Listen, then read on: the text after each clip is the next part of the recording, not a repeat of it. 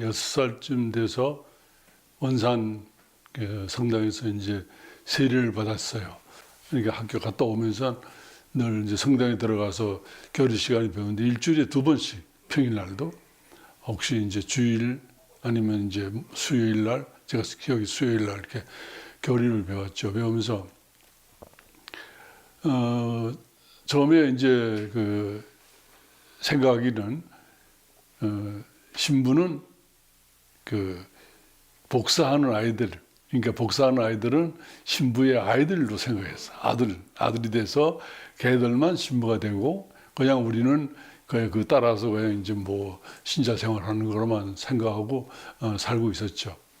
그 다음에 이제 덕원 신학교를 덕원 수도원을 방문하게 되었는데 그때만 해도 완전히 나하고는 관계없는 이질적인 생각을 했어요. 5학년 때 이제 해방이 됐어요. 48년도에 인천으로 이제 말하자면 월남을 했어요.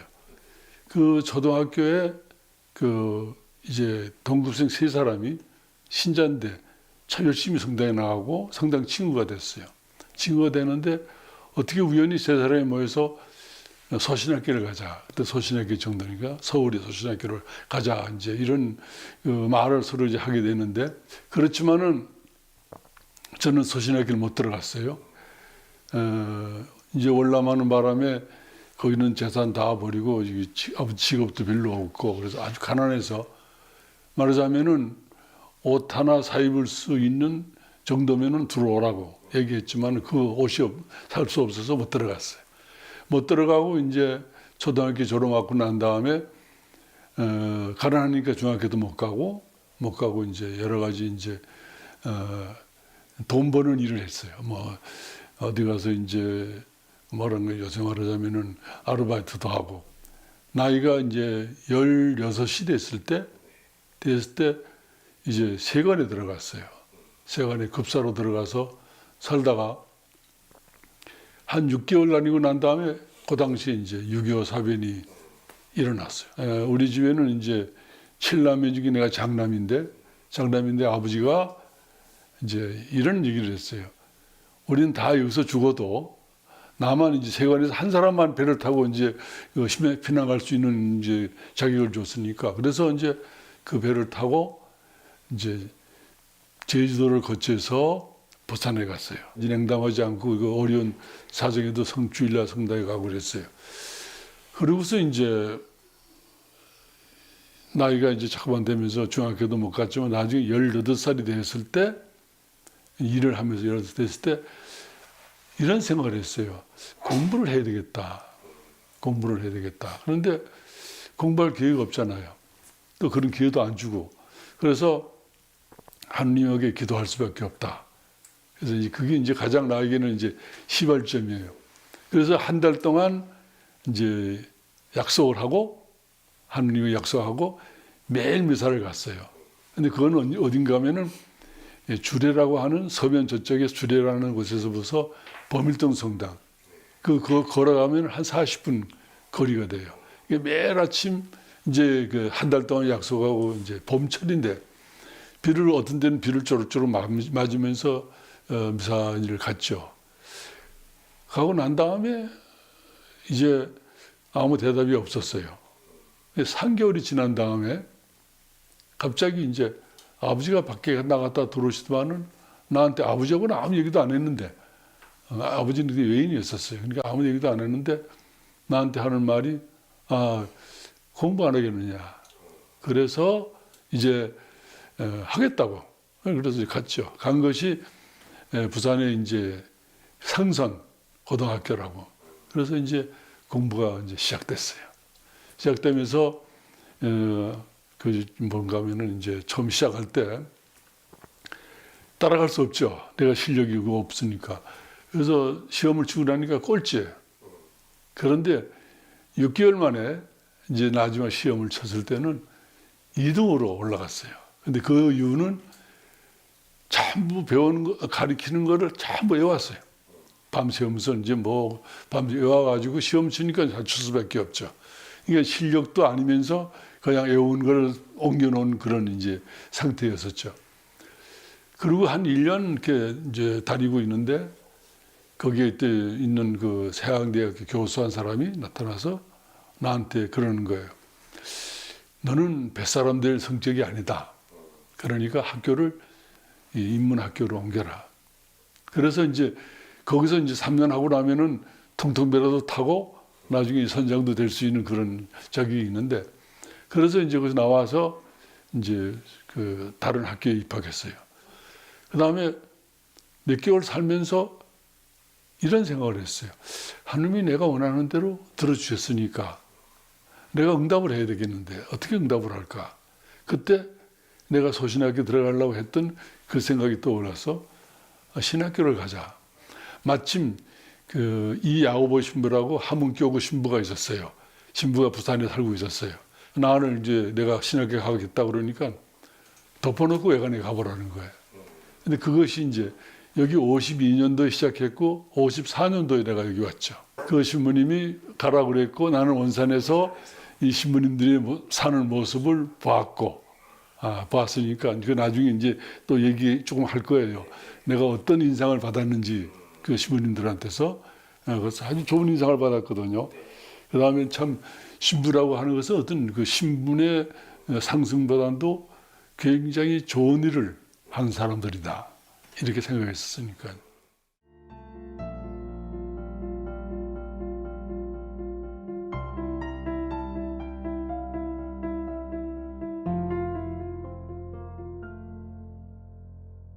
신학교를 졸업하자마자 평화동으로 갔어요. 평화동에 이제 탁신부라고, 탁화비안 신부라고, 그 신부님은 나를 영세를 준 신부예요. 원산에서 영세를 준 신부인데 그 신부 밑에 보좌로 갔죠. 네. 보좌 생활하고 아까 말한 세 신부님들의 역량을 가지고 이제 본당 생활을 시작했죠. 그것이 1965년도 이제 원평 성당이라고 그러는데 지금 깨년 구미 그 성당의 주임 신부로 이제 발탁이 돼서 갔죠.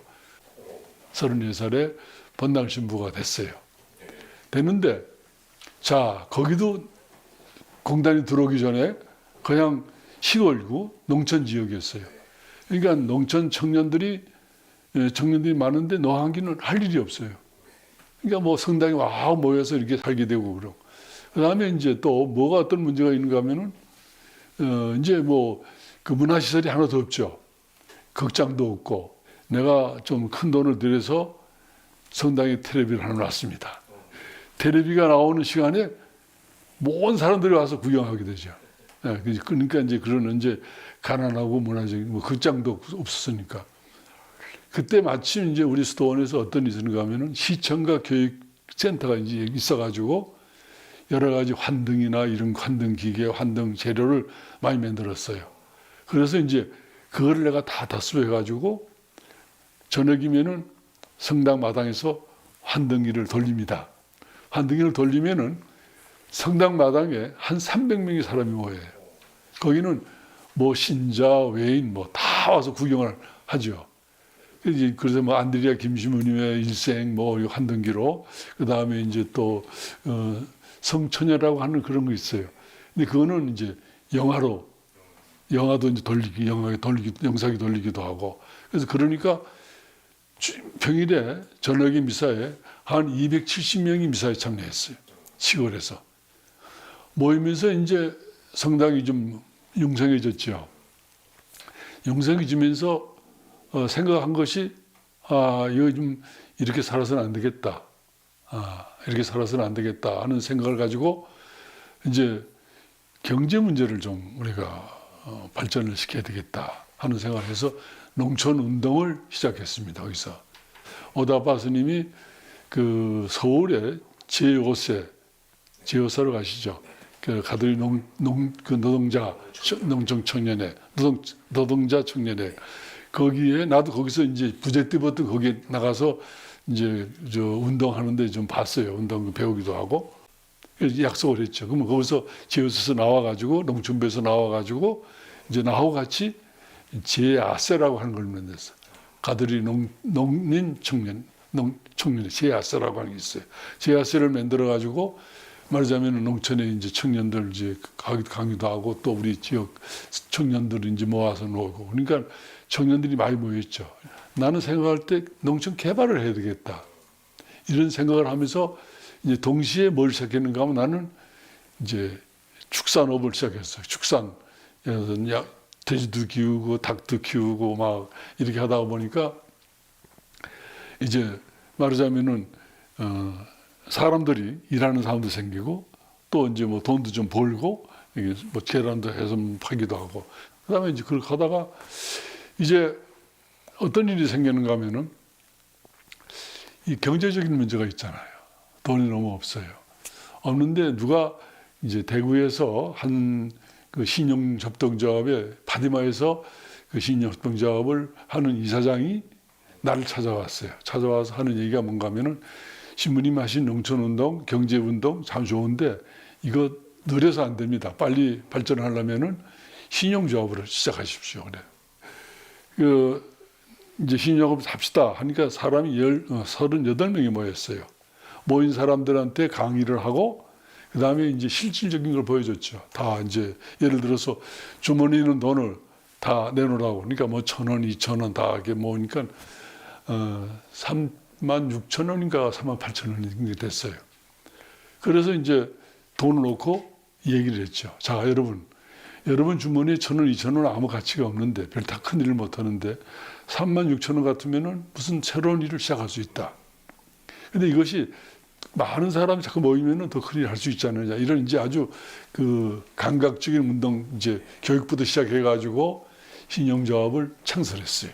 잘 끌고 와서 지금까지 잘 진행되고 있고 지금도 구미사회에 굉장히 큰 한 5,000명 이상이 거의 조합원이니까 큰 일을 하고 있죠. 이제 그 신용조합을 통해서 경제운동을 하면서 자, 우리만 이렇게 잘 살아서는 안 되겠다. 그래서 전 농촌에다가 내가 농촌하고 이제 손이 뻗쳐 있으니까 전주 그러니까 제주도, 충청도 온갖 안 간 데가 없어요. 내가 강의를 가고 청년들 강의도 하면서 그래서 이제 농촌 청년들을 모아가지고 각 지역에 신용조합을 만들었어요. 그런 시대 때 농산물 구체적인 수출이 없었어요. 없었는데 양송이만은 미국에 수출할 수 있는 기회가 생겼다. 그래서 이제 양송이 농장을 시작했어요. 그 당시 이제 한 1,100만 원, 그 당시 1,100만 원 융자를 받았어. 농협에서 받아가지고 20종이라는 농사를 짓기 시작했어요. 시작했는데 그전까지 다 실패했죠. 사람들은 많이 실패했어요. 뭐 종균 문제, 기술 문제. 근데 나중에 기술자들도 생기고 종균도 잘 배제하고 돼서 나중에 내가 하면서 이 지역에 또 양성이 농장이 많이 생겼어요. 그러니까 자연적으로 뭐가 생기는가 하면 가공 공장이 생길 수밖에 없죠. 농민들은 그 양성이 농산을 지어서 그 공장에 이제 납품하게 됐죠. 납품하면서 외국 수출이 길이 열렸어요. 그 미작이라고 국제 노동 농촌 운동의 본산지가 있어요. 거기서 뭘 줬는가 하면은 원조를 해줬어요.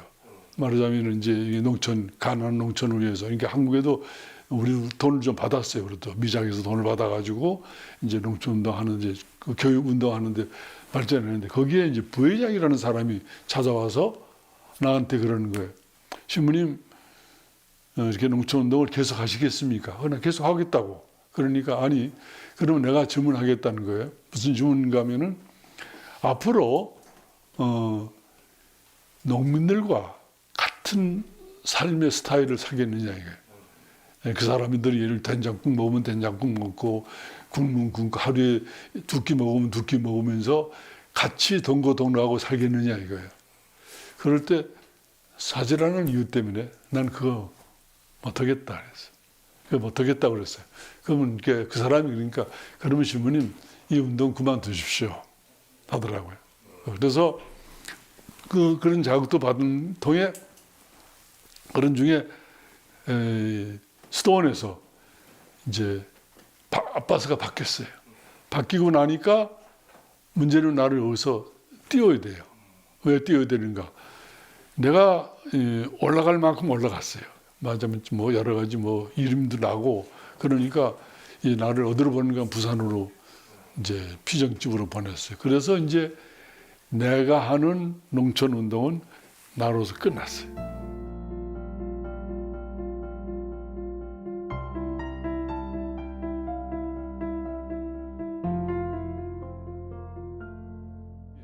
외관 본당심으로 와가지고 생활을 했죠. 외관 본당심 와서 하면서 그때도 결국은 실패했어요. 내가 외관 본당에서는 말하자면은 쫓겨나지는 않았지만은 내가 나왔어요. 왜 내가 나왔느냐? 나는 공의의 문헌을 보면서 좀 진보적인 교회상을 가지고 있었고, 그 다음에 교회는 굉장히 보수적이었었고, 그러니까 이제 한 발자국 나갈 수도 없어. 나갈 수 없는데 외관 본당에 와서 본당시보 하면서 두 가지 문제가 있어요. 어떤 문제가 있으니까 나는 어려운 사람들을 도와줘야 된다. 또 어려운 사람 편에 서야 된다 하는 생각을 가지고 있었고, 개중의 신자들은 신분이 넘어나간다 이런 생각을 했죠. 그 다음에 내가 생각할 때 레저가 문제 있어요. 여기 이제 레저가 부산에서부터 이 경상북도에서는 제일 첫 번째 생긴 본당이에요. 레저가. 근데 레저가 질이 면밀하더라고요. 활동도 뭐 제대로 안 하고 뭐 하는 일도 그렇고. 활동을 해야 되는데 활동할 그 어떤 그 여기 없어서 그 당시에 이제 어떤가 내가 예비W를 했어요. 그리스도 공동체 묵상회를 이제 했어요. 그걸 하면서 소공동체 문제가 나왔어요. 이렇게 반 모임을 다 하면서 반에 가서 미사도 드리고 이제 이렇게 하면서 하다 보니까 레저의 가치가 좀 약해지더라고요. 이게 그쪽 열정은 들리니까 반 모임, 소공동체 운동 이게 하려고 그러니까 신자들이 이제 좀 레저 단원들이 불만이 생기는 거예요. 이게 내가 이런 말을 했죠. 이제 이런 모양으로 레저를 할 것 같으면은 안 하는 게 낫다. 근데 이거는 잘 하라는 말인데 이 사람들은 그만두라는 말로 들었어요. 그래가지고 자기들끼리 레저를 해산했어요. 그래서 이제 할 수 없죠. 그 다음에 이제 그 다음에 생기는 민의가 얼마나 복잡하겠어요. 저 신부는 레저를 없앤 사람이다. 이런 이제 누명을 쓰고 이제 본당을 나오게 됐어요. 나와서 이제 신부 생활을 하느냐 안 하느냐 하는 위기까지 왔어요. 나가려고 그랬어요. 이렇게 상황을 하는 것보다는 내가 그냥 안 하는 게 낫다. 나가서 다른 내가 활동을 해야 되겠다. 이제 나간다고 생각했는데 누가 이제 피정을 하라고 그래요. 그래서 만 8일 동안 피정하면서 이나시오 피정이에요. 그러니까 이제 수녀원에 이제 저기 파티마 병원짜리 그 수녀원이 있어요. 거기서 골방에 들어가서 8일 동안 혼자서 성서를 공부하다가 거기서 내가 제일 처음에 이제 노트에다 이렇게 썼어요. 이 피정하는 동안에 하느님을 보여달라. 근데 그걸 쏘고서 이제 하는데 3일이가 지난 다음에 소리가 들려오더라고요. 너 정말 나를 보고 싶으냐? 야, 보고 싶다고. 그러니까 그러면은 네가 가지고 있는 걸 다 버려라. 그래야 날 볼 수 있다. 그래서 나는 사제지까지 다 버리려고 그랬는데 뭘 더 버리라는 말입니까? 그러니까 버릴 것이 있었어요. 담배가 말하자면 만 8일 동안 담배를 하루에 3개씩 폈으니까 이 담배를 피우는데 담배를 끊을 수 있느냐 이제 그런 소리가 들려오더라고. 보여준다면은 담배 끊죠. 그날 저녁에 담배를 끊었어요. 그 다음에 이틀이 지나니까 명령 선생 어지러워요. 막. 아침에 거울을 딱 봤는데 세수하려고 거울을 딱 보니까 그 나도 아닌 뭐 어떤 존재가 비쳐 있더라고. 그래서 내가 무심코 네가 누구냐 그랬어요. 그러니까 내가 하느님이다. 그때 내가 너 어떻게 당시 하느님이야? 네가 나지. 내가 그게 문제 아니에요? 그래서 그때 이런 소리가 들려오더라고요. 네가 몰라도 한참 모르는구나. 다시 성서 창세기부터 봐라. 이건 어떤 소리예요, 그냥. 그래서 창세기를 봤어요. 보는데 딱 걸렸어요. 어디 걸렸어요? 어디 걸린지 아시겠죠? 뭔가 하면 내가 너를 창조할 때, 이제 이건 아담 창조하는 것이지만은 나는 그 말을 나라고 듣습니다. 내가 너를 만들어낼 때 우리의 모습대로 만들어냈다. 그러니까 나는 하나님의 모습대로 만들어졌으니까 내가 하나님이 아닌가 이 생각을 했어요. 그래서 그때부터 내가 하나님이다. 그러면 내가 하나님 같으면은 하나님이 사시는 것처럼 살아야 된다. 그럼 이제 예수님하고 연결이 됩니다. 묵상 쭉 나가면서 예수님이 세상에 사신 것처럼 사는 것이 바로 내 삶이다. 그래서 모든 걸 다 적고 마지막에 내가 나를 아주 반대하던 신부가 하나 있었어요. 그 신부가 그렇게 싫었어요. 왜냐하면 신자들과 같이 어울려서 나를 공격을 했으니까. 그래서 이제 그 신부가 싫었는데 그 신부가 그 신부를 불렀죠. 내가 마지막 날 불렀어요. 불러가지고 그 앞에 무릎을 꿇고 보좌 신부였었어요. 그러니까 무릎을 꿇고 내가 세상에 나와서 당신을 제일 미워했고 제일 싫어했고 정말 내가 당신을 정말 죽이고 싶을 만큼 싫어했다. 그래서 나는 당신 때문에 수도 나가려고 그랬고 그만두려고 그랬다. 그렇지만은 내가 이 피정하는 동안에 하늘이 받고 깨달은 바가 있어서 당신한테 내가 미워한 거 용서에 청하고 또 내가 잘못한 거 다 이제 고백을 하고 죄를 다 말할 필요 없죠. 다 고백을 하고 그때 내가 일생에 그만큼 운 적이 없어요. 그러니까 지금도 그 생각하면은 눈에 눈물이 핑 돌아요. 그러니까 얼마나 그러는지 몰라요. 오면서 그 신부한테 용서를 청하고 사제경 받고 그 다음날 나왔어요. 나와서 본래는 이제 나오면은 내가 이제 집으로 가려고 생각했던 그 다 가고 이제 짐은 이제 그냥 수도원으로 들어오고 수도원 들어왔어요.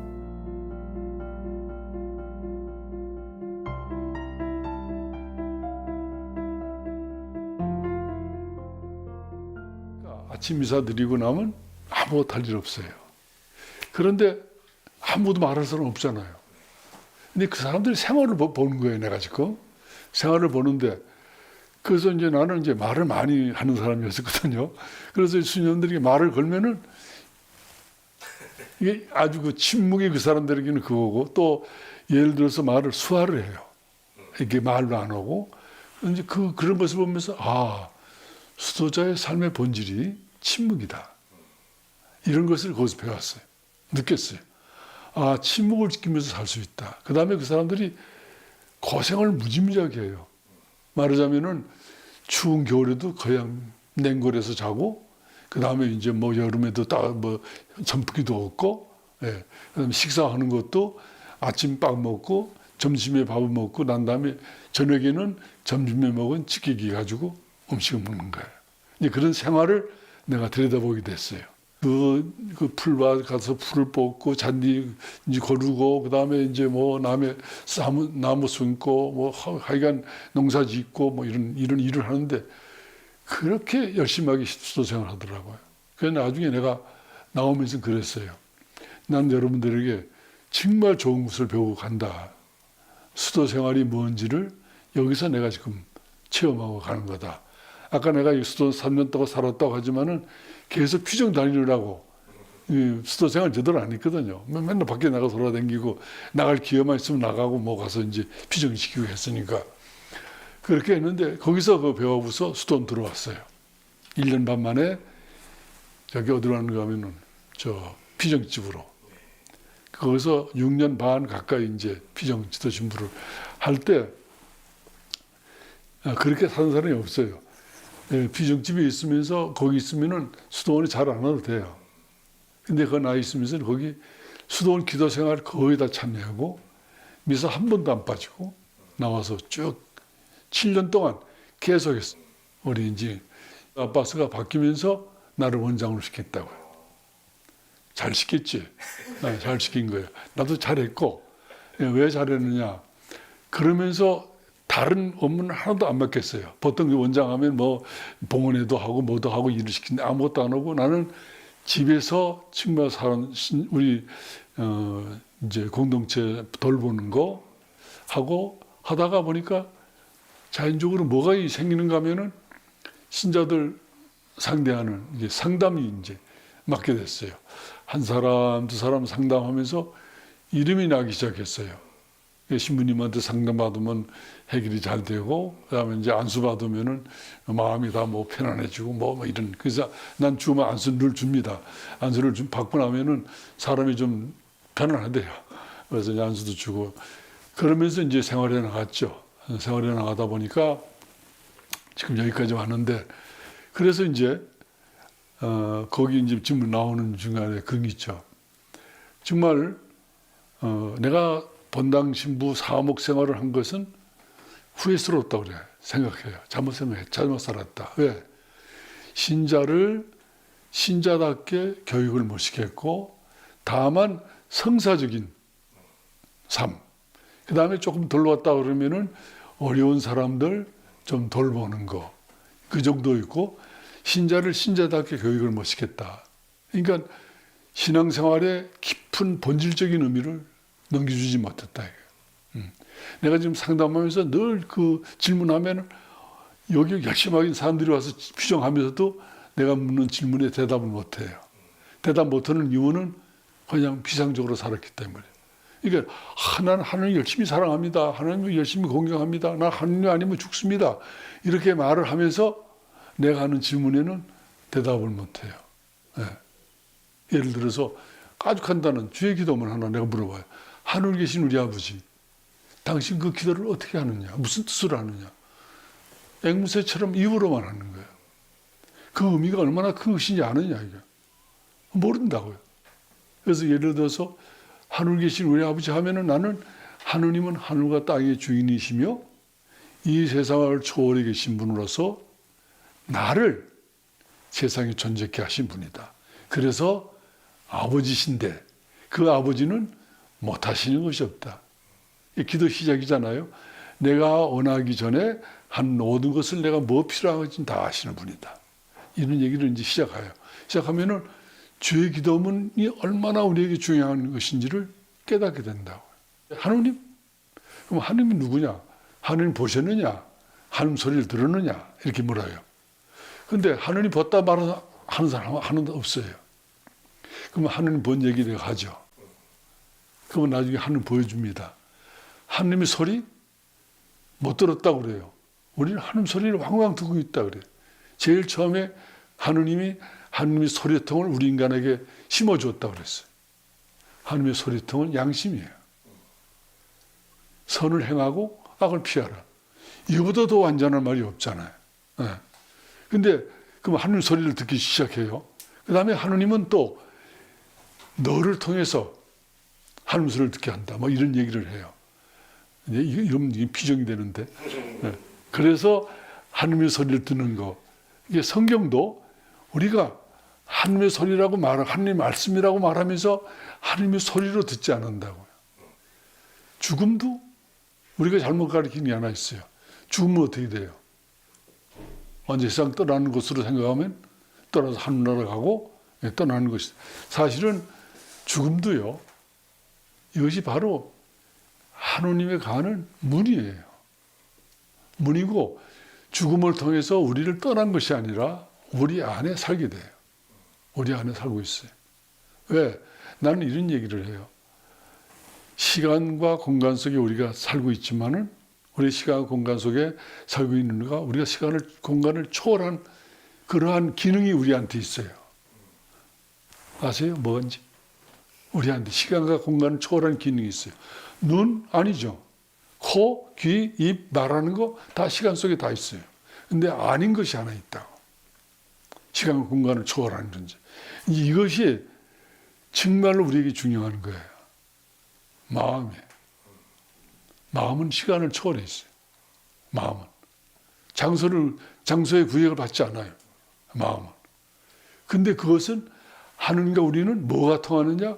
눈이 마주치고 귀가 마주치고 그런 것이 아니고 마음과 마음이 마주치는 거예요. 근데 그것을 신자들에게 마음이 정말 변화돼야 되는 것을 몰라요. 이 마음이 하느님께로 가야 되는지 모른다고. 우리가 이제 미사 때는 그 얘기 하죠. 술승 거르다. 마음을 더 높이. 나는 그 마음속에 하느님이 살아야 된다고 생각해요. 하느님과 우리와 통하는 것은 양심과 양심의 일치가 돼야 되는 거예요. 지금 우리가 교회가 한 공동체다, 수도회가 한 공동체라고 말하지만은 이 공동체 일치는 어디서 이루어지느냐? 손과 손을 마주 잡아서 일치되는 것도 아니고, 포옹해서 일치되는 것도 아니고, 또 눈과 눈을 맞춰서 일치되는 게 아니에요. 마음과 마음이 일치돼야 되는데, 그러면 영과 영이 만나야 된다는 거예요. 거기는 거짓일 수 없죠. 진실이죠. 그래서 이것을 나는 한마디로 이렇게 하면 진실과 사랑. 진실과 사랑을 깊이 풀이하면은 이를 데 없이 깊어요. 그 사랑을 말하는 진실과 사랑이 있는 곳에 공동체의 일치가 이루어질 수 있어요.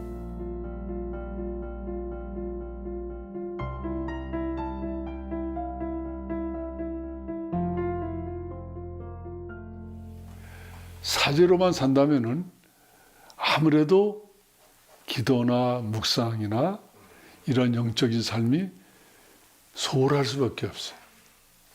그런데 난 수도자로 살면서 마지막 이 여기 수도원에게 살고 있다는 것이 어떻게 보면은 하나님 가까이서 늘 같이 기도하고 아침 일찍 일어나서 같이 기도하고 그 다음에 이제 뭐 같이 식사하고 그 다음에 늘 서로 착하게 사는 사람들과 같이 살고 있고 그 다음에 수도자로 살고 있는 사람들과 같이 산다는 거 그게 얼마나 나한테는 큰 행복인지 몰라요. 그런데 거기에 금상첨화로 사제직이 결합돼 가지고 사제 역할을 할 수 있어요. 그게 바로 뭔가 하면은 힘든 사람들을 도와줄 수 있어요. 병자요? 저녁이면 내가 이제 4-5사람 이제 병자들 찾아가서 강복을 줍니다. 강복을 주면서 그 아픈 사람에게 가서 한번 웃어주고 말 한마디 따뜻한 말 해주고 그 다음에 강복을 줄 수 있는 거 말만 하는 거죠. 정말 하나님의 강복을 줄 수 있는 거 그거 수도자로서 사제로서 보람 아니에요? 큰 보람이거든. 그래도 내가 이제 고속도로를 달리면서 감시 카메라가 나를 절제하는 것처럼 수도 생활이 내 생활을 절제해 지켜주는 거예요. 정말 내가 고독하게 사는 시간. 그 의미가 있어요. 사람은 침묵과 고독이 사람을 만들어내요. 왜? 지금 그냥 떠들기만 하고 계속 움직이기만 하면 어떻게 될까요? 정체된 부분이 없고 머물러 있는 부분이 없어요. 그래서 사제로만 살았으면 계속 움직이는지도 몰라요. 친구 만나러 가고 놀러 가고 뭐 어디 이제 여행도 가고 뭐 다른 우리 이제 동창들이 이렇게 은퇴한 사람들 보면 뭐 중국에도 가고 뭐 이런 데도 가고 뭐 미국도 가고 뭐 이제 가거든요. 그러니까 그러다 보면 생활이 흩어지잖아요. 안정이 안 되죠. 근데 나는 머물러 있는 시간, 규칙적인 어떤 생각. 1년에 15일 휴가, 그것만이 내 자유로운 시간이에요. 그 시간. 그러니까 수도자로 살 수 있는 거, 성직자로 살 수 있는 것이 나에게 행복을 준다. 이렇게 봐요. 다른 거 없어요. 하느님을 찾아라. 하느님을 만나라. 하느님을 체험하라. 근데 제일 중요한 것은 하는 체험이에요. 나는 우리 수도자들에게 이제 처음에 들어온 사람한테 이렇게 얘기를 해요. 네가 하느님을 이 안에서 이제 섭소원을 하는 사람에게 젖소원하는 사람에게 하느님을 체험하지 않으면은 서운하지 마라 그래. 하느님 모르고 그냥 하느님 자기 몸을 바친다는 건 우습잖아. 하느님 누군지를 똑똑히 알아야 돼. 그래서 하느님 체험해라 그래. 체험이 있어야 된다. 그래서 체험했느냐 그러면은 다 체험했다고 해요. 하지만은 나중에 이게 풀어보면은 올바른 체험을 못하는 거예요. 예. 하는 체험을 뭐를 통해서 이루어지는가? 아주 어려운 고통을 통해서 하는 체험을 해요. 힘든. 그러니까 하느님께서는 당신을 알려주기 위해서 먼저 그 사람에게 고통을 줘요. 고통을 줘요. 힘든 일을 시켜요. 힘든 걸 줘요. 그래서 그 힘든 일을 극복하면서 하느님을 찾고, 그러니까 나로서는 아무것도 할 수 없는 존재가. 나는 사제로서만 살지 않고 수도자로서 사제로 살게 된 것을 정말 하나님께 감사를 해요. 주 하느님 내 주시오 온 땅에 당신 이름 오일이 묘하신고 우러러 당신 손가락에 만드신 저 하늘하며 굳건히 이룩하신 달과 별들을 보나이다. 인간이 무엇이기에 아니 잊으시나이까? 그 종락이 무엇이기에 따뜻이 돌보시나이까?